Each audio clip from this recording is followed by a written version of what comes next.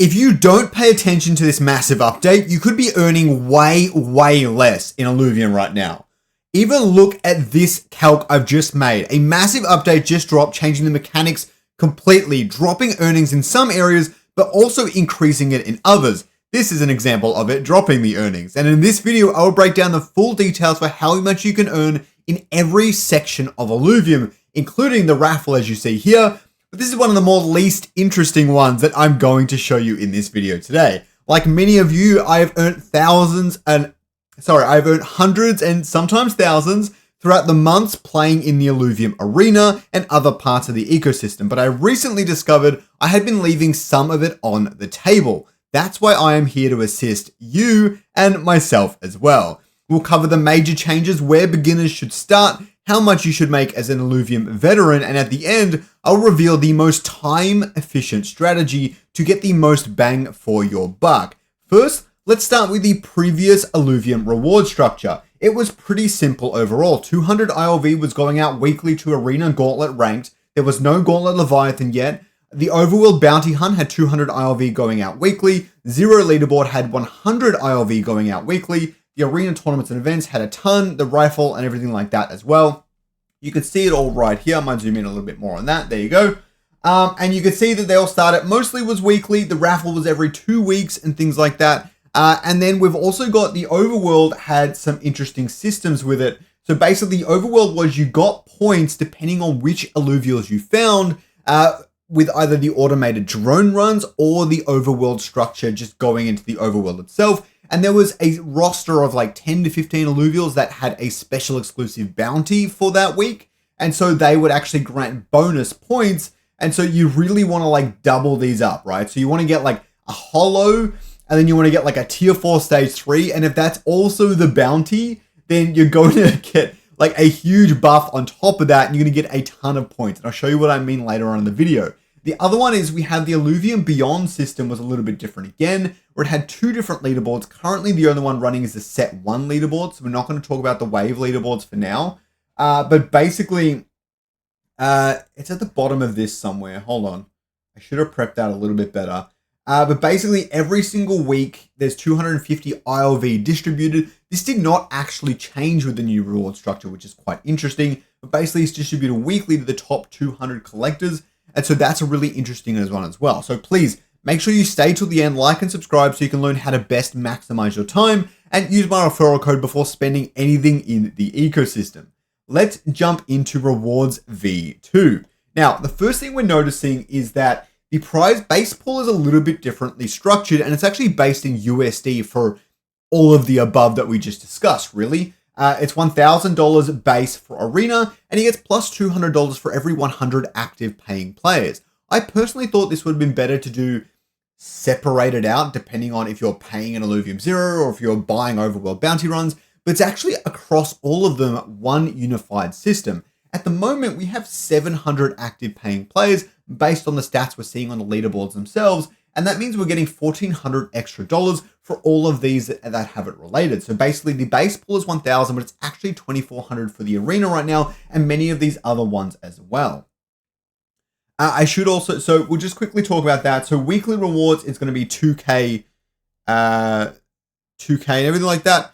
But yeah, it appears to go across every leaderboard. Zero and Arena could actually scale really quickly with this. Okay, the zero production leaderboard is quite an interesting one, because the more you produce, the more rewards you get, and that scales as well. We can see Arena is 1,000 base plus Thingo. Raffle is 500 base plus 50 per 100 active paying players. We've got the Overworld rewards, which is base 1,000 with 200 per active paying players, same as the Arena. Zero is the same as both of them as well. And Beyond is actually just a flat 250 every single week, which is quite interesting. And also top 200s. A lot of these other ones are pretty much all top 100. Zero is top 50, but the Beyond rewards is the top 200, which is quite fascinating. And it's 250 ILV, which at current prices is about $2,500, about the same, if not a little bit more if ILV goes up. It's about the same as currently it is for everything else as well. So quite interesting there as well. So if you want to see the current paying players, the best way to do it is just simply to go to the leaderboard. You can see weekly rewards is at 2,400. Since we know the base is 1,000 and it's 100 for every paying players, we know there's 700 paying players right now paying for it. And you can see that it appears to go across every leaderboard. If we go to Overworld Bounty, you can see it's also got a $2,400 reward pool when it loads and things like that. So really, if any game takes off, it could all skyrocket and scale really, really fast. But it also puts Arena and Overworld at about 40% of current earnings. They were giving out 200 ILV, which is about, at current price, about $2,000. So they're actually slightly higher than they were a moment ago. But if the ILV token drops, then that'll be even higher. But if the ILV token was for most part, for all these rewards things, the ILV token is about $20 or so, which was closer to $4,000. So it's about half of that, if not a little bit more, which isn't too bad. But it's really interesting how it scales very, very differently. And so if the ILV token goes to $50 right now, then it would have been a way higher earning before than in this current system. But conversely, if ILV goes down to $5 or whatever, then you'd actually be earning way more in this current system than you were before. So there's gives and takes, but that being said, if the ILV token goes up, you'd hope there are more active paying players, and so the reward pools will actually go up as well. Overall, I think it's a really neat system. I should mention something that I haven't mentioned yet. We can see right at the top here, they have a brand new vesting system, which is quite interesting. So basically, only 50% of the reward is subject to vesting. You can either claim 50% in ILV immediately or forfeit the remaining 50% or wait 30 days to claim the full amount. Or you can claim the entire full amount plus a 20% bonus if you claim in fuel, which will actually allow you to do automated drone runs and those sorts of things. And that's actually a really interesting point that we're going to talk about a little bit later in this video. So where should a beginner start? I've made this whole document, okay, where I'm going through all of the different earning things. We're going to break it down one by one. Then we're going to go through time efficient. So let's start with Gauntlet. Basically, it costs $0 up front. Time investment for a beginner, I'd say, is about 10 hours to kind of get in that top 100. You kind of need to hit that. You're going to earn $6 weekly, 20 hours for intermediate and 40 for expert, to about $24 and $70 respectively for top 30 or top 10. That's a lot of games, but anyone who's been playing that many games is probably going to get good enough naturally to just get into that top 30, top 10, but it really does take a significant time investment as well. This time investment is also a weekly parameter. The raffle, obviously it's entirely random, but based on an average of 300 players playing the Gauntlet, I've got your earnings about amortized over many, many months of hoping to get the raffle at about 83 cents. It's probably not much to bother about it, but that's the total numbers for all of Arena.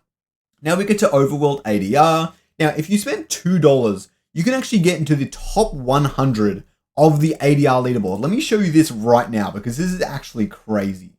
Let me go to, where is it? I'm already on it. There you go. So top 100 earns, okay? You can see the 100th place is 29 points.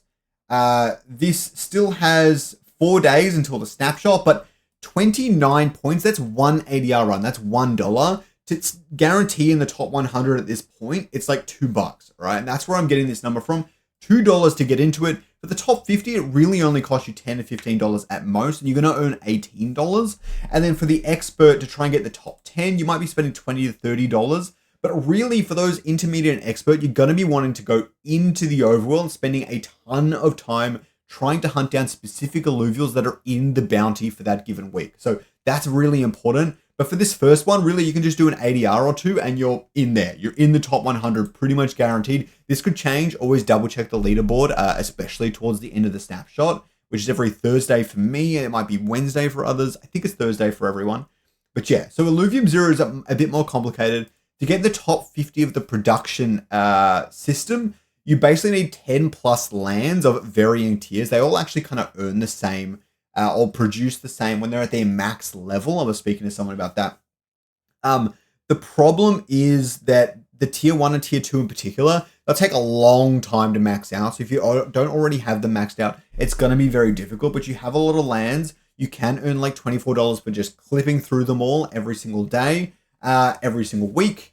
But you need to do that every 4 hours. 4 times a day. You basically every 6 hours. I probably should change that to 0.5. But yeah, for intermediate and expert to get those really top tier rewards, you're going to need a ton of lands. Probably not relevant to a whole lot of you, but But if you have a mega city, getting $50 a week for owning a mega city basically, and a few other lands here and there, it might actually be worth your time. So I would definitely consider that if you're in that threshold. As for Illuvium Beyond, it's really hard to estimate how much it costs for a good collection. I had a brief look at like tier 4 stage 3s. They go for about $1. $1 to $5. So I think with beginner, you can get pretty much all the Illuvatars you need to get in that top 100 pretty easily, and you earn $8. I think that's going to cost you $500 to $1,000. Kind of hard to say how much exactly. Intermediate, definitely 2K plus. You're going to be earning $20 a week, and then expert 5K plus. You're going to earn $80 a week. But if you're already on the Illuvium Beyond leaderboard, I think it's really worth just bonding everything, and you will actually be able to earn pretty decent money from all of that. So definitely worth considering it. Okay.